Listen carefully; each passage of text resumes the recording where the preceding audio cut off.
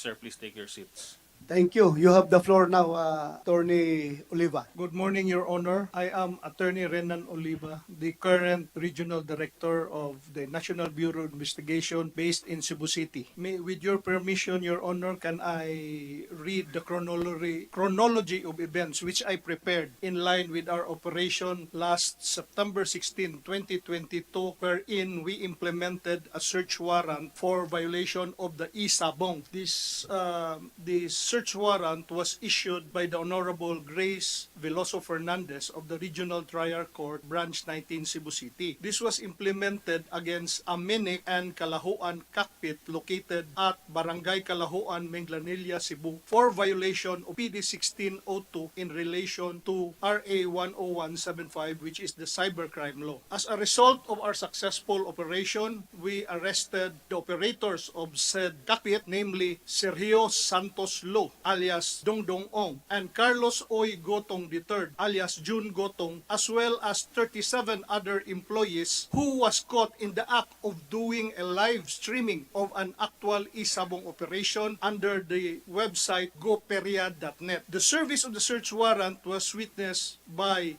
the sister-in-law of subject Carlos Gotong III, who is Attorney Pauline Gotong, as well as the barangay captain and barangay officials of Barangay Kalahuan, Minglanilla, Cebu. On September 19, 2022, all the arrested persons were brought to the Cebu Provincial Prosecutor's Office, for inquest proceedings for violation of the PD 1602 in relation to 10175. They were represented this time by at least 5 lawyers. 3 lawyers were Dumaguete-based lawyers and 2 lawyers were based in Cebu. After the inquest, the Provincial Prosecutor of Cebu filed the case before the RTC of Naga City, Cebu, who has jurisdiction of the case. The case was referred to Branch 76, the Regional Trial Court of Naga, Cebu, presided by Judge Dennis Larubis. After we returned the search warrant before the issuing court, together with the seized items composed of video streaming paraphernalia, computers, as well as cash amounting to approximately 2.6 million pesos. On the same day of April 19, 2022, I received a call from a colleague in the person of then Assistant Regional Director Noel Bucaling of NBI Pampanga and asked me that Congressman Arnoldo Teves wanted to talk to me. I asked him what was that about. He told me it was about the operation that we conducted against the E-Sabong. I told ARD Bucaling that the case is already filed in court. In fact, the suspects were already represented by their lawyers. But he insisted that he told me na pakusapan mo, i-meet mo lang si Congressman because magandang okay na tao yan. So on September 20 at around 3:41 p.m., Congressman Arturmo Teves together with a certain Mr. Tomasino Cabase Alegro alias Tokoy and their entourage arrived at the NBI office. The opening statement of Congressman Teves to me was that he was not connected to E-Sabong activities and that he had already delegated that to his friends. He then proceeded to ask me who authorized the operation, which I told him it was our director, in line with the order of our president to stop all E-Sabong activities. I told him frankly that the said area, the said cockpit which we raided, was not even registered under the PAGCOR. Those in cockpits that were registered with PAGCOR even stopped their operation heeding to the order of the presidents. As I remember, it has been 2 presidents already, President Roa Duterte and President Marcos, who ordered the stop of this E-Sabong. I was then surprised of his response to me, which he told me that he will sue my men for stealing 7 million pesos at the cockpit. He continued to say that he will spare me from the case if I make it negative of any incoming operations against E-Sabong. I just laughed because I told him, you cannot tell me to betray my oath as a law enforcement officer. You just follow the rules, you follow the order of the president, you follow the requirements, you just follow it. And I told him frankly, if you want to file the case, you file the case against me. I will answer it because it is not true. I am not afraid. After the visit of Congressman Teves, I immediately informed the director of what happened, who instructed me to intensify the E-Sabong operations in my area. With this, I coordinated with my counterparts with the PNP Region 7 in the application of search warrant, and true enough, they were able able also to raid another E-Sabong facility in our area. However, on October 25, the information that the Cebu Provincial Prosecutor's Office filed was squashed by the Honorable Judge Dennis Larobis on the grounds that the acts charged in the information does not fall within the acts prescribed under PD 1602 in relation to RA 10175. On September 3, we filed a motion for reconsideration before the Honorable Court, arguing that the cases we filed originated from a search warrant issued by another court for the same violation, as well as the inquest proceedings conducted by the Cebu Provincial Prosecutor's Office, who sustained our recommendation. However, on November 9, 2022, the court denied our motion for citing that we violated the 5-day continuous rule when we filed the case on the 6th day. However, on January 5, 2023, we filed the case again before the Provincial Prosecutor's Office of Cebu for violation of PD 1602 in relation to 1175, PD 449, cockfighting law in relation to 10175, in relation to Article 8 of RPC, conspiracy in the commission of the crime. After our refiling on February 28, 2023, 5 months after we raided the E-Sabong operation in Minglanilla, a case was filed against me and my men before the Office of the Ombudsman for Visayas for irregularity in the service of search warrant and for fabricated a story that we stole 9 million cash. Nidako na from 7 million na himo ng 9 million. Days before the filing of the harassment suit, a video was spread in social media showing spliced portions of the CCTV footage during the operation. They intentionally omitted the inventory conducted by my arresting officers in the presence of their lawyer, as well as the barangay captain and officials of the barangay Kalahuan in Minglanilla, Cebu. After the filing of the harassment case, we filed a press release stating that the National Bureau of Investigation takes exception to the published reports on the alleged abuse in the service of search warrant, robbery, and grave misconduct by the NBI Regional Director and operatives. We believe that this issue is related to the refiling of cases by our office against the illegal E-Sabong operators and staff of the Anemic and Kalahuan who continue to defy the order of no less than 2 presidents to stop illegal E-Sabong activities. The same individuals are facing similar charges filed by our counterpart, the PN. To date, no copy of the formal complaint has been received in relation to the allegations being broadcasted against us. Nonetheless, once furnished with the same, the NBI will answer the allegations in accordance with the legal procedure in the proper forum. Rest assured, the NBI will continue to resolutely perform its mandate in providing quality investigative services to the public. Sir. Thank you, Attorney Oliva, and thank you for your totoong paninerbisyo. Hindi nagpapatakot.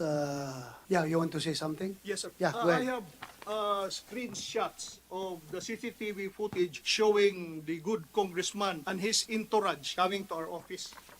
Yung mga Anong nga, ulitin mo nga yung sinabi niya sa'yo? yung Pagpasok niya? mga screenshots, sir, ng mga CCTV footage Yeah, namin. I get it. Yes, But yung mga, the exact words that he said during your conversation. Hindi Ulit. kita isasama sa kaso ng mga tao mo pag in-negative mo ang mga order sa'yo na mag-operate ng E-Sabong operation. Alam mo, kung ako sinabihan nun, sagutin ko rin siya, how dare you? Who you?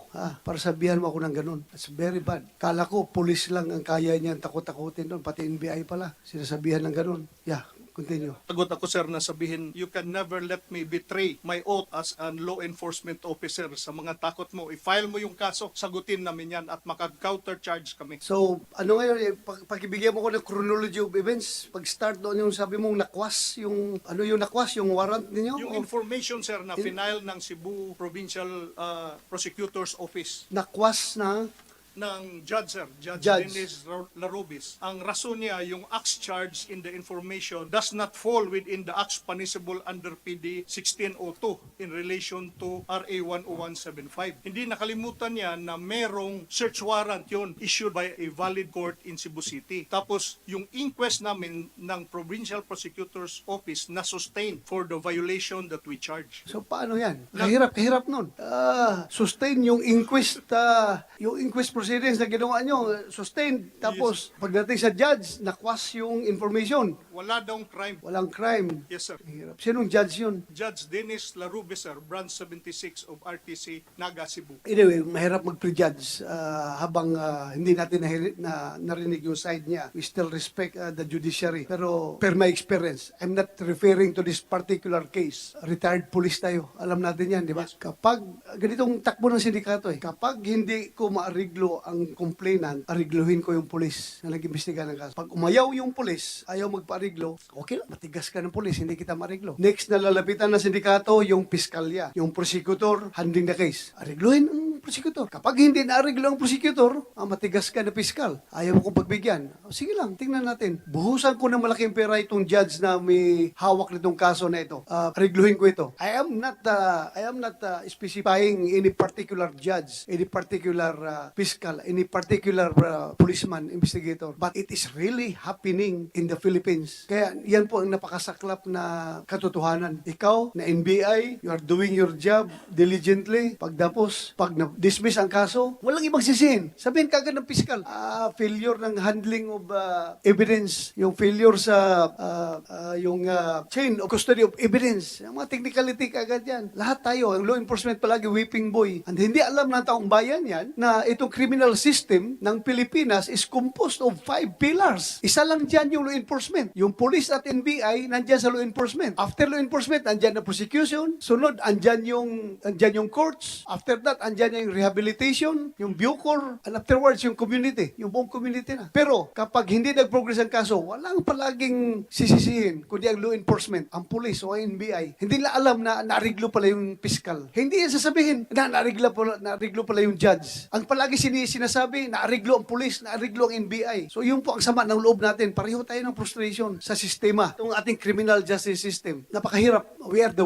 whipping boy palagi sa ating buong sistema. Lalong-lalo na't mayroong mga powerful, mga mayayaman na politiko na nagpapali na sa likuran. Yun, taka ka na lang, na-dismiss ang kaso. Ikaw pa ngayon ang kina-countercharge. Pinailan ka ng kaso. Where is justice in this world? Nagtatrabaho ka lang. Ikaw pang hindi ma-promote ngayon dahil may pending case ka. At ang nag-file sa'yo, hindi basta-basta. Isang matigas, isang astig na congressman. Hindi ka talaga mapopromote yan. Ang hirap ng buhay natin. Napakahirap. Kaya ngayon, senador na ako, hanapan natin ang paraan yan. Magtutulungan tayo na mabago yung sistema na yan para yung culture of impunity, yung reign of terror na nangyayari sa isang lugar na hinahawakan ng politiko na walang pakundangan na gumawa ng violence, ay mahinto natin yan. Huwag natin pabayaan. Kaya pinatawag kita dito para maklaro natin ito. And I admire you, your courage. Hindi ka nagpapadala. Isipin mo, puntahan ka sa opisina mo ng isang congressman, sabihan ka ng ganun. I don't know kung kaya kung sabihan ng ganun. Kung ako yung pulis. Sir, Attempt mo palang magsabi, tapos ka na sa akin. Pupusasa na kita. Sige, go ahead. Sir, if I may add another operational issue in connection with this operation. Yung successful service namin, sir, sa 16, nakuha na namin sa 15 yung search warrant. Umaga, sinerve namin sa gabi. In the middle of our briefing, yung goperia.net na minomonitor namin na nag-E-Sabong live streaming, namatay bigla. Tapos, yung mga tao sa cockpit, pinalabas. May tao ako doon, sir, na pinapasok. Pinalabas, nag-report. Sir, pinalabas kami. Sunog yung trabaho. Ang ginawa ko, doon, the next day, pinakalat ko yung information na i-return ko na yung search warrant. But the next day, doon ako nag-briefing sa gasoline station. Nag-hire ako ng sasakyan, di ko gumamit ng sasakyan sa opisina. Di successful yung operation. Ganon katindi ang reach ng... Kaya pala, unlimited itong pera nitong mga tao na ito dahil patuloy pa rin ang E-Sabong. So, ikaw pa rin ang RD doon. So, I am advising you, habulin mo itong E-Sabong. Huwag mong ihinto yan. Kahit na ikakamatay natin ito, trabaho mo yan eh. That's your sworn duty. You can even offer your life para dito sa trabaho na ito. Para ipakita natin sa taong bayan na talaga tayo'y sincero sa ating trabaho. RD ng Pero 7, DRDO. Suportahan yung NBI sa kanilang effort against E-Sabong. Huwag kayong huminto. Dapat hindi kayo matakot. Hindi kayo magpapa-influensya. Hinahamon mo kayo. Sabi mo kaya ni Congressman Arnie Teves na never ninyong mapahinto itong E-Sabong. Ang galing naman niya. Talagang confidence siya na hindi ito mapahinto. So ngayon, hinahamon ninyo niyang capability ng law enforcement community, magtutulong-tulungan kayo. Habulin nyo lahat ng E-Sabong dyan. Kasi sa buong Pilipinas, alam ko, pagkakaalam natin, yan lang ang tigas talaga ng ulo. Ayaw talaga ihinto yung E-Sabong. Patuloy pa rin. Kahit na sinabihan na ni President Duterte na ihinto ang E-Sabong, sinabihan na ng President Marcos na ihinto ang E-Sabong, hindi pagpatuloy. Yung operation dyan sa Region 7 ng E-Sabong, nagpapatuloy pa rin. Ganun sila ka high and mighty. Ganun sila ka, impregnable. Wow, we are being challenged here. You should respond to the challenge.